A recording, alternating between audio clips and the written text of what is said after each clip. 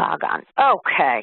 Good afternoon. I apologize for the delay. My name is Christy Alberino, and I welcome you to an overview of the Smarter Balanced Mathematics Interim Assessments 101, a presentation designed for educators who want to know more about the math interim assessments and the components that support the administration, scoring, and reporting of the math blocks. All of the users of the interim assessments may be interested in learning about the new Airways Interim Assessment Reporting System, and we're going to do a presentation on January 19th about that. You can visit our website for more information. Recordings of the webinars that have been already recorded, Webinar 1, What's New on the Smarter Balanced Interim Assessments, is already posted to the Connecticut portal, while a recording of Webinars 2 and 3, as well as today, should be posted on the portal by the end of the week. Though participants will be muted, not the presenter, during today's webinar, questions can be posted using the Q&A platform. All unanswered questions will be addressed at the conclusion of the presentation. Additionally, questions can be emailed using the contact information provided at the end of the presentation. So I'd like to introduce our panelists and thank everyone for their patience.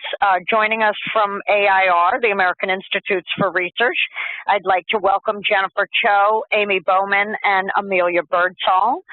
And I'd like to welcome our presenter, Jennifer Michelet. After 18 years in the classroom, Jen joined us at the Connecticut State Department of Ed in 2014, and she serves as the math consultant for the agency. We hope that you find the information in her presentation useful as you consider the possible uses of incorporating math, Smarter Balanced interim assessment tools in your district or school to inform your instruction or improve student learning. And I'm going to pass you over to Jen.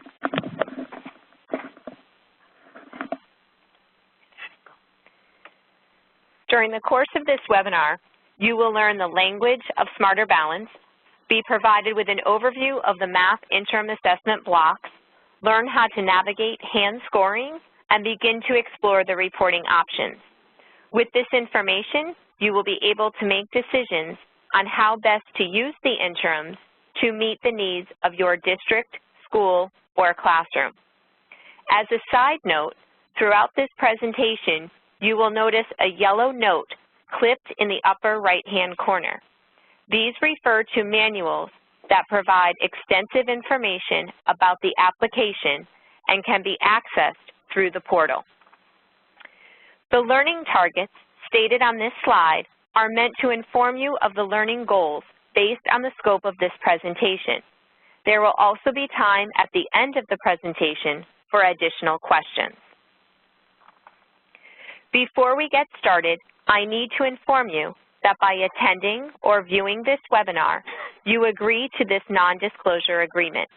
This is necessary because some of the materials that will be addressed have a non-secure, non-public classification by Smarter Balanced. This includes the interim items, stimuli, and scoring materials that will be discussed later in this presentation. These materials may be used for the purposes of training district educators who are responsible for scoring student responses in the teacher hand scoring system, or for improving teaching practice in the classroom.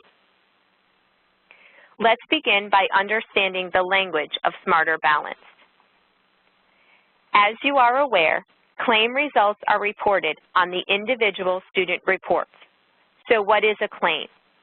A claim is a summary statement about the knowledge and skills students are expected to demonstrate on the assessment related to a particular aspect of the Connecticut Core Standards for Mathematics.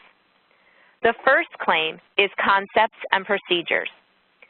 Claim 1 items measure the extent to which students can explain and apply mathematical concepts and interpret and carry out mathematical procedures with precision and fluency. Claim 2 is problem solving.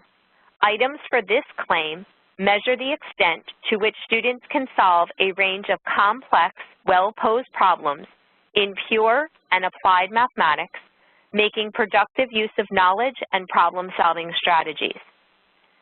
Communicating reasoning is Claim 3. These items measure the extent to which students can clearly and precisely construct viable arguments to support their own reasoning and to critique the reasoning of others. Finally, Claim 4 is Modeling and Data Analysis. Claim 4 items measure the extent to which students can analyze complex, real-world scenarios and can construct and use mathematical models to interpret and solve problems. Remember, Claims 2 and 4 are combined for reporting purposes. Claims are then broken down into targets. Assessment targets for each claim provide more detail about the range of content and depth of knowledge levels being assessed.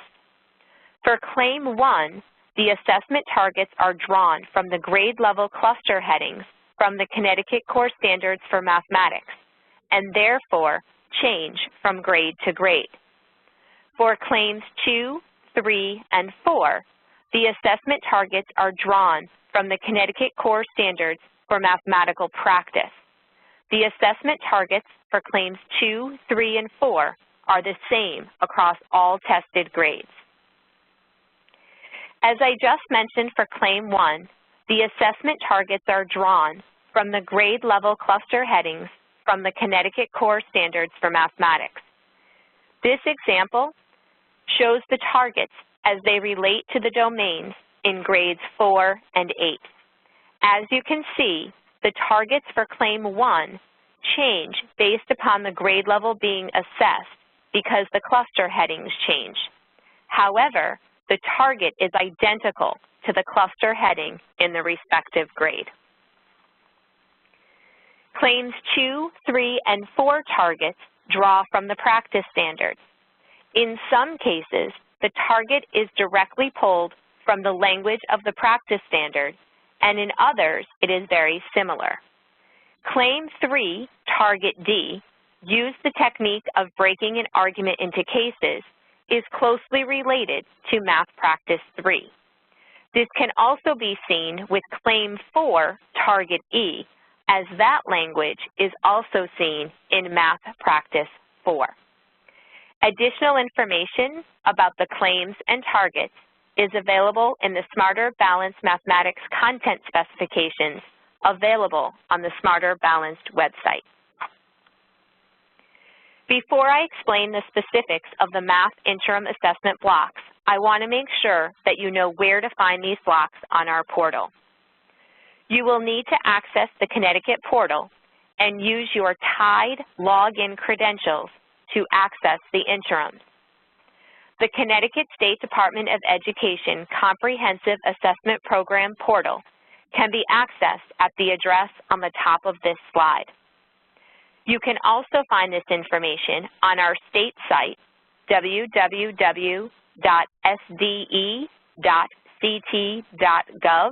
on the Student Assessment page under the section Communication from the Connecticut State Department of Education. Once on the portal page, choose the Smarter Balanced Assessment button on the left side of the page. This gives you access to all of the systems associated with Smarter Balanced, from the digital library to testing manuals to reporting options. To administer any interim assessment, use the Teacher Administration section of the Assessment Program portal. Using the same secure test administration interface as the Smarter Balanced summative assessments, teachers can select the most appropriate interim assessment from a menu. This webinar is designed to provide you with more information specifically related to mathematics. Now that you know where to find the interims, let's take a closer look at the blocks that are available for mathematics and what is contained within those blocks. The interim assessment blocks for mathematics have been updated this year. A group of math educators reviewed the blocks and made recommendations on how to improve the blocks. In order to appropriately address the critical areas in the grade, 11 new blocks were added, that measure the following domains: number and operations in base 10, measurement and data, geometry, operations and algebraic thinking, the number system, statistics and probability, and expressions and equations. In addition to the new blocks, 16 blocks were revised. This was done for a variety of reasons, including making the level of difficulty within a block more diverse, broadening the item types within a block, and ensuring the targets addressed within the block better align to the priority and supporting clusters for Claim 1. In total, 186 new items have been added to the interims. The math IABs assess specific concepts. These concepts are directly related to the domains at each grade level. There are additional blocks at the high school level. Again, those blocks listed with 1 asterisk are new this year, and those with 2 have been revised. Just like last year, all items in the non-PT mathematics block are machine scored. These items include traditional multiple choice, multi-correct answer multiple choice, hot text, grid, fill-in table, drag and drop, and equation numeric. The only hand-scored items for mathematics are in the PTs. We will discuss scoring in more detail later in this presentation. When deciding on which blocks to give, when to give them, etc., it's important to become familiar with the blueprint of the block. Each block has its own blueprint and provides a variety of useful information. This is an example of the Claim 1 portion of the blueprint for Grade 7 block on expressions and equations. You will notice that the targets assessed are identified along with the number of items related to each target. We will now go directly to the blueprints so that you can see how the blueprints change for the other claims.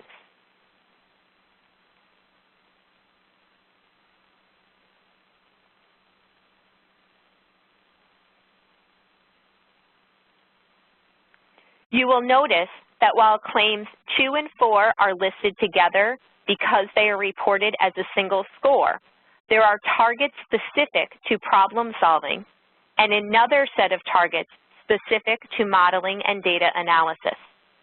Another point worth mentioning is that the depth of knowledge, or DOK, for each target is listed. The DOK for Claim 1 is at a Level 1 or at most Level 2. The higher DOK levels are found in Claims 2, 3, and 4.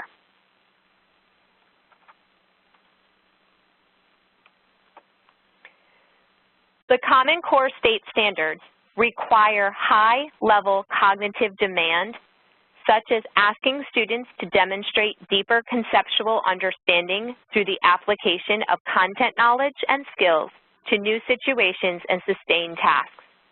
The blueprint for the Smarter Balanced Assessment System, therefore, requires that questions cover a range of cognitive levels as evidenced with specified DOK levels for each target.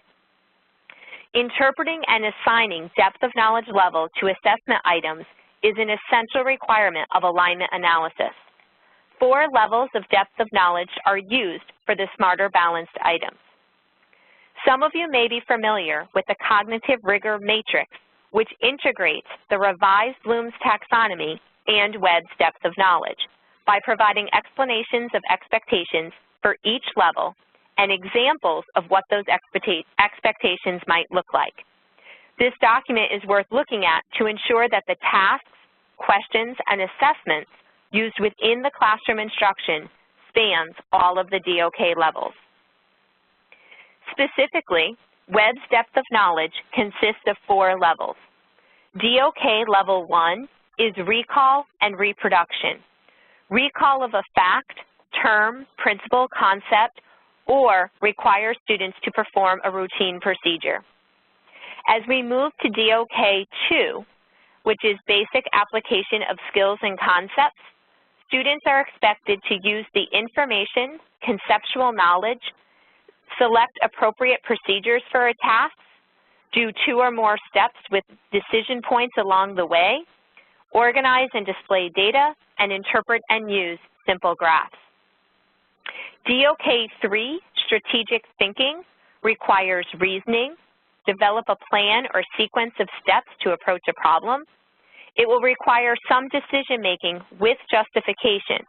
It will also require abstract, complex, or non-routine problems, often problems involving more than one right answer.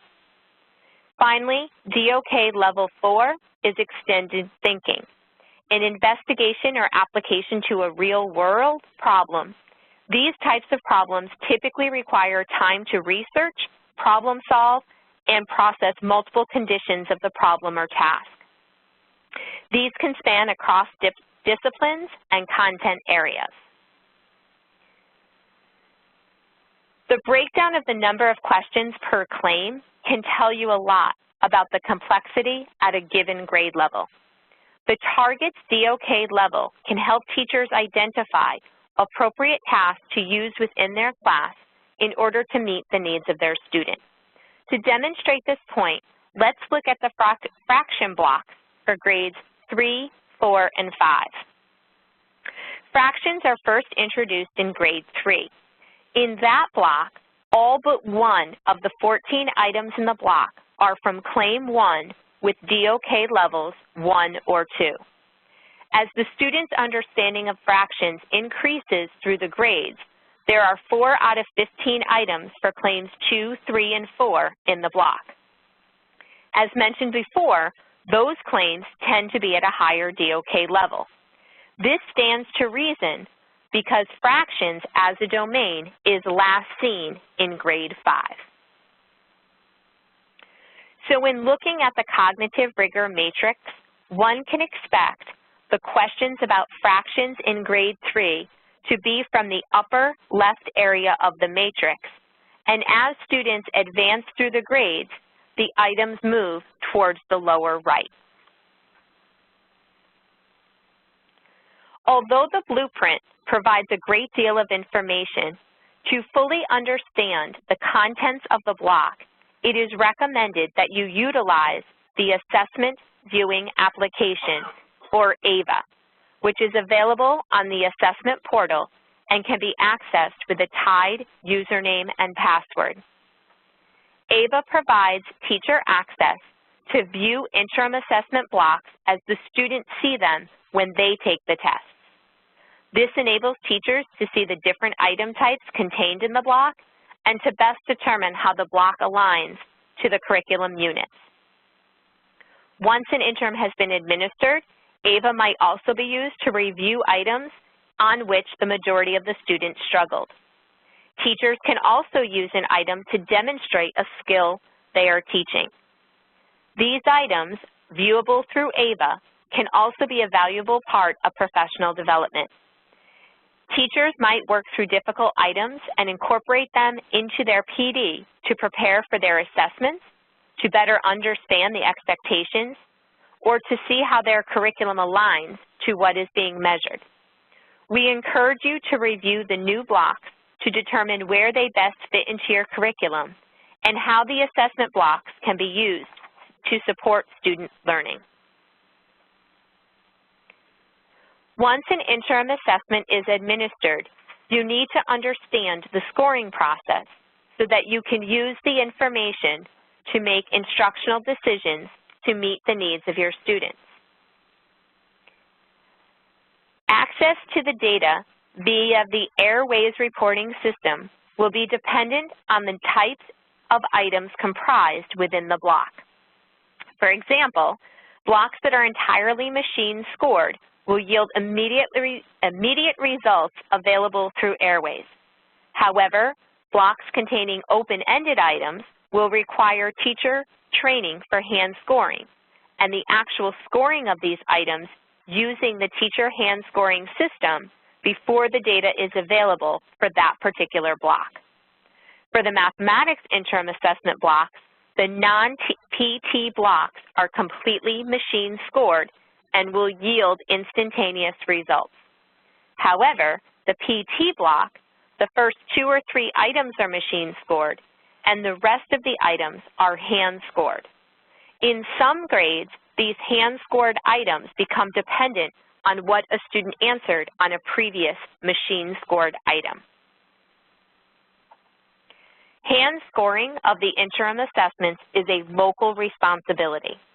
It is critical that teachers or hand scorers read the Teacher's Hand Scoring System User Guide thoroughly and are familiar with the supporting documents, such as scoring rubrics, anchors, and training materials, to ensure accuracy when scoring student responses. All of the hand scoring training materials are available for download in Tide. I will now explain where you can find those. To locate the materials in Tide, sign in and find the General Resources tab in the upper right corner of the page. From the drop-down menu, choose Teacher Hand Scoring Material. Then download the zipped files of materials containing the training guides and exemplars. These files are sorted by content area and grade and can be downloaded and printed out if necessary. So what's in the Teacher Hand Scoring training materials?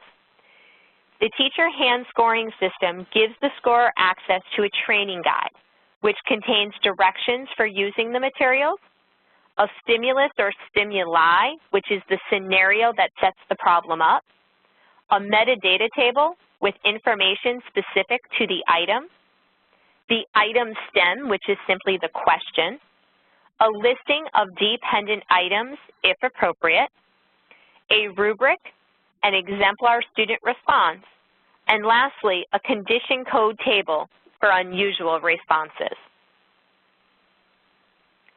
The exemplar set are the same as those provided last year. Each exemplar set contains annotated and scored student responses for a single item, a check set with annotations, and an answer key. Once the teachers are trained on hand scoring, they can score the hand-scored items of the PT block. Depending upon the purpose of giving the PT block, the scorer assigned may be the student's teacher, another grade level teacher, or any other trained scorer in the building or district. Once you are assigned to score, when you log in, you will see all of the responses waiting to be scored. These can be sorted by student name, by item number and title, or status. When you choose the score option on the right, you will first see the rubric associated with that item. Below that, you will see the question along with the student's response. You will then be able to enter a score for the item based upon the rubric associated with that item. Once you've administered the blocks and scored the open-ended responses, you're obviously going to be anxious to see what the results hold. The Iab Score Reporting is offered by student, class, grade, school, and district. It is also available by block and by target. You can view a single student's response to each item on a block and compare that response with the average response of the class on the same item. Airways is our new reporting system designed to provide detailed item-level student performance reports for interim assessments. Airways consists of a dashboards page and various assessment reports. The assessment reports that are available for you at various levels within a district depend upon your user role within your district. Let's take a look at the dashboard for Airways. The dashboard is the landing page for the Airways users. This page displays the sorting options that are available.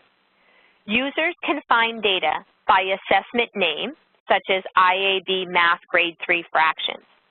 If I click on that underlined name, I gain access to an incredible amount of information. That information we will provide a specific example on the next slide. Next, there's a column entitled Test Reason, which is a category that the user assigns a test opportunity such as spring interim or fall pretest. If no test reason was assigned to the opportunity, this column displays unassigned, which is what you see in this slide. The dashboard also lets you know the number of students who have completed the assessment. That is found in the student count column. Average scores are the sum of assessment scores for all of your students divided by the student count when you're at the grade level or classroom level. If you should give an ICA, this shows the scale score. Performance distribution breakdowns give you the percentage of students who performed at each performance level. Lastly, you can also review tests by the most recent date on which one of your students completed the assessment. As I mentioned previously, if you click on the name of the assessment, there's a great deal of information that you can get from the Airways system. So to review the results of a specific assessment, you simply click on the underlined assessment. In this case, I chose the Grade 3 Fractions block. This table provides a list of every student who took the assessment block, their ID, and their overall performance score on that block. This table begins by showing me what everyone did as a group. I am then able to see where each student fell in relation to the whole group. I can also opt to click on a student's name, and I will see how they specifically did on this assessment block. By clicking on a variety of colored vertical bars, I can view the 5 items on which the students performed the best and the 5 items that the students performed the worst. When I click on these bars, I can see the item number, the maximum possible points, an average of how everyone did on that item, and how each student in this group did on that specific item. If I prefer more detailed information, I can click on the blue item number in a row with the student's name. This will then display the metadata table for the item, such as the difficulty level and the target to which it aligns. I can also see the item and answer key, plus the student's response. Airways has a wide range of capability, which is why we have dedicated the last webinar in this series to providing you with a thorough understanding of the system. The last webinar, as previously mentioned, is scheduled in January, so if you have not done so already, you have time to register. At this point in the presentation, I would like for you to think about your own classroom populations and the individual needs of your students. Think about both the struggling and high-performing students. Think about your English language learners. Think about your students with disabilities. Based on the expectations in the standards and your newly gained understanding of the interim assessments, how might you enhance your instruction based on the valuable information you receive? How can these short, focused assessments benefit you and your students? That's what we'll take a look at now. Interims are very different from summative assessments. An interim might be given multiple times throughout the year, and they really provide domain-level information to help teachers better evaluate and support student learning. These assessments are meant to be used at a closer level, such as the class or grade level. The blocks you have just learned about allow students the chance to practice on a subset of grade-level appropriate focus skills in an online platform. It gives them exposure to the various types of items, and it includes all of the items types for a particular subset of skills. Because these items are connected to TIDE, students who are eligible for accommodations during the summative assessments will have access to these, as well as any universal tools that are available to all students. Be aware that those supports and accommodations must be manually added to TIDE before they are available on either assessment. Another benefit of the interim assessment is to provide teachers with an additional resource that measures student strengths and weaknesses when assessed on specific content and skills aligned to the Connecticut Core Standards for Mathematics throughout the school year. While there is no better place to learn these skills than being part of a dynamic and interactive classroom setting, teachers can use the interim assessments throughout the year to gauge student progress towards mastery of the skills measured by the summative assessment and to assess targeted concepts at strategic points during the school year for grades 3 through 8 and 11. While it is true that these interim assessments can be used out of grade level, teachers really need to have a clear purpose as to why they would give a child an out of grade level interim assessment. By hand scoring and analyzing the results of the performance-based student assessments, teachers learn more about the standards, their students, and their teaching practice. We must keep in mind that the interim assessment is part of a system, summative and informative measures, and a connection to the digital library. Before I conclude this presentation, I want to remind everyone that you can and should view the blocks using the Assessment Viewing Application, or AVA. This is located on the portal. This is a system that allows you to see every interim assessment exactly as the student sees them. As a teacher, you must respond to the item to move through the test, but scores are not given and opportunities are not saved. But with this application, teachers can see if and how their curriculum aligns to what is being measured, and in doing so, appropriately implement the interim assessment at the right time in the curriculum. Timing is another important factor. Remember that while some blocks may only take 20 minutes, others, like the PT, can be longer. Teachers need to train on the teacher hand scoring system with the materials before they can score the students' open-ended responses. In a block that contains both machine-scored and open-ended responses, such as the PT block, no score will be available without all of the items that needed hand scoring to be scored and submitted. The scoring of these items can take time, but we believe it's a valuable tool to help shed light on what students know and can do. Lastly, make sure you're aware of the types of reports you will generate if that data will provide you with the appropriate information to improve instruction. At this time, I'll be happy to address any questions that have not been addressed to this point.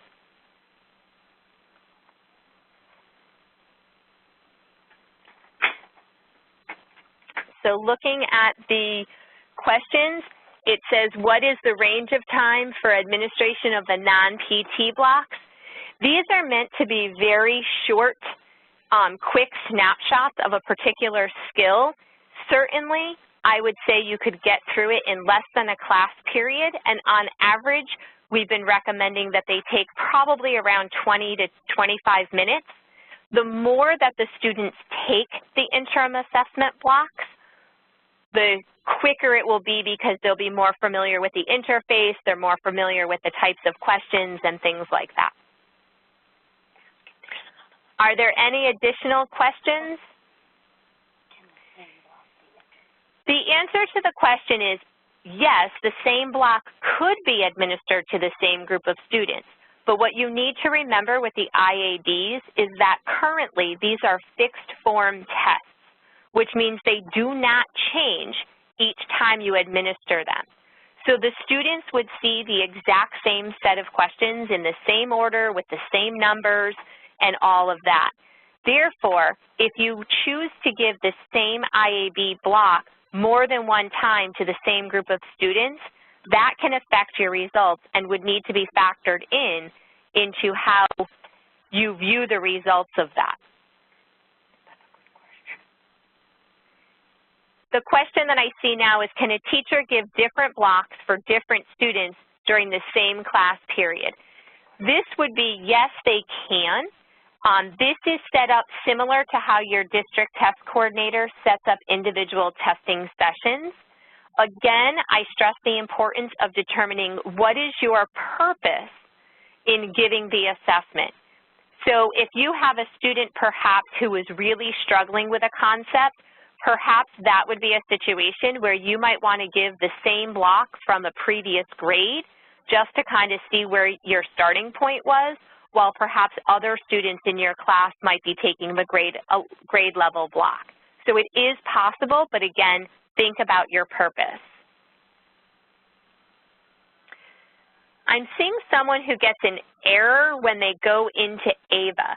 You need to make sure that before you do anything with the Smarter Balanced Assessment System, you download the updated secured browser. The easiest way to handle this is to contact your IT people within your school or district, and usually they do a mass upload of the secured browser. If you continue to experience problems with your browser, feel free to email us and we will try to walk you through that. Are there any other questions?